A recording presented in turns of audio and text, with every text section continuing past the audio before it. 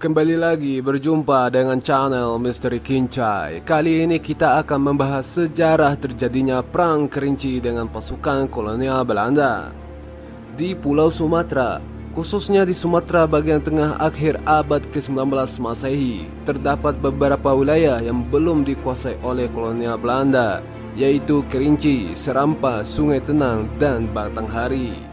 Wilayah Kerinci menjadi prioritas utama bagi Belanda dibandingkan dengan wilayah lainnya di Pulau Sumatera di bagian tengah. Begini ulasannya, wilayah Kerinci merupakan penghasil beras dan kopi dengan kualitas tinggi sehingga dapat menghasilkan devisa bagi pemerintah kolonial Belanda. Dengan berdirinya gudang garam di Indrapura pada tahun 1888 Masehi, wilayah Kerinci sangat berarti untuk lintas pengiriman barang dari Mukomuko ke Jambi. Dan wilayah Kerinci juga merupakan daerah strategis yang menghubungkan Padang, Mukomuko, Indrapura, dan Jambi. Di saat wilayah sekeliling pedalaman Kerinci seperti Bengkulu, Mukomuko, Indrapura, Jambi, dan Minangkabau sedang bergulat dalam perang panjang menghadapi pasukan penjajah Belanda, wilayah pedalaman Kerinci masih bebas dan merdeka tanpa ada jajahan dari kolonial Belanda. Menginjak awal tahun 1902, bulatlah tekad Residen Bengkulu untuk mengadakan kontak pembicaraan dengan para adipati di Kerinci. Ia berniat menjalin kemitraan yang sama-sama menguntungkan dengan para pemuka wilayah atap Sumatera itu. Maka dikirimlah Pangeran Pesirah Margali Makoto untuk mengantarkan surat Belanda yang dialamatkan kepada Adipati Batu Hampar. Upaya ini ternyata tidak berhasil, mengingat penduduk Kerinci sudah mengetahui maksud sang pangeran sehingga mereka menutup jalan menuju Kerinci. Dengan pertimbangan yang matang, pemerintah Belanda mulai menyusun strategi untuk menguasai wilayah pedalaman Kerinci.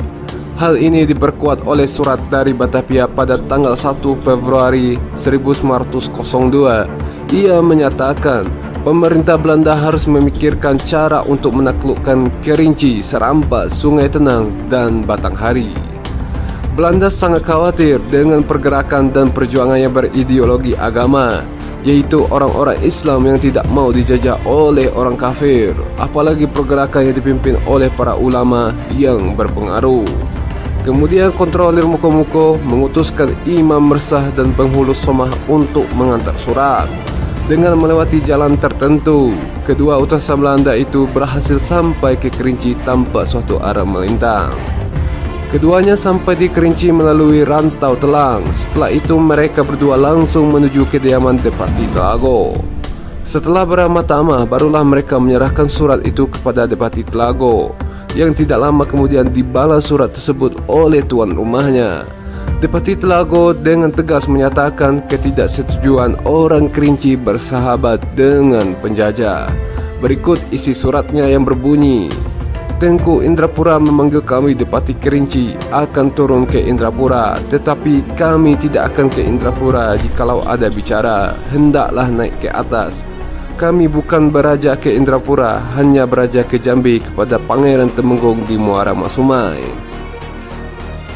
Setelah menyelesaikan tugas, kedua utusan ini pamit dan tidak lama berselang terjadilah peristiwa yang melecut amarah Belanda, yakni pembunuhan kedua utusan itu di Dusun Lempur.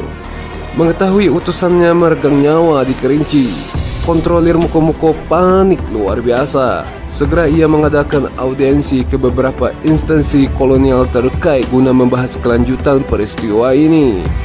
Pada tanggal 2 September 1902, peristiwa pembunuhan utusan pemerintah tersebut disampaikan kepada Komandan Militer Belanda di Bengkulu. Informasi tersebut berbunyi, pada tanggal 5 Agustus 1902, dua orang utusan pemerintah yang membawa sepucuk surat untuk Adipati Telago Pulau Sangkar di Dusun Lempur yang terletak di 3 helai kain. Utusan itu dibunuh oleh penduduk setempat. Setelah mencerna informasi tersebut, Residen Bengkulu menugaskan kontrolir Mukomuko mengadakan penyelidikan mengungkap pembunuhan itu. Dalam suratnya, kontrolir Moko-Moko saat itu Janesan Van Rai yang ditujukan kepada Residen Bengkulu pada tanggal 17 September 1902 nomor 34/19 mengatakan bahwa dirinya telah melakukan penyelidikan dengan menginterogasi beberapa saksi, termasuk mereka yang terakhir bertemu Imam Reza. Dari proses penyelidikan dengan menginterogasi beberapa saksi dapat diperoleh petunjuk dengan ikut campurnya Depati Parabowo dari Dusun Ngolo dalam kasus pembunuhan 2 utusan Belanda tersebut. Dari keterangan Depati Lebong dalam proses verbalnya pada tanggal 23 Agustus 1902 diketahui bahwa Depati Parabowo merupakan tokoh penting masyarakat dan merupakan aktor yang pandai memainkan emosi warga. Setelah itu, pihak Belanda dari Residen Bengkulu mulai melakukan ekspedisi untuk menguasai Kerinci dengan jalan militer yang dipimpin oleh Mayor Kronor. Sebagai langkah lanjutan, diperintahkan pula kepada Gubernur Pantai Barat Sumatera membantu Residen Bengkulu untuk menyuplai bantuan. Dengan kejadian terbunuhnya 2 utusan Belanda tersebut telah mengoyak ketenangan penduduk Kerinci.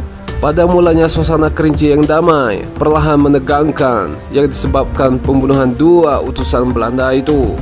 Para depati dan para ulama telah menangkap informasi bahwa akan ada gerakan datangnya pasukan Belanda, cepat atau lambat.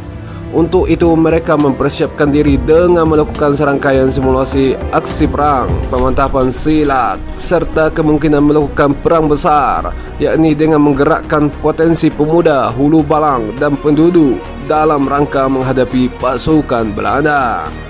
Setelah itu pada tahun 1903, pasukan kolonial Belanda mulai memasuki Kerinci dan banyak terjadi pertempuran sporadis antara rakyat Kerinci dan Belanda. Dalam catatan kolonial Belanda, perang terjadi hampir serentak dan memakan waktu lama. Berikut catatan kolonial dari Belanda.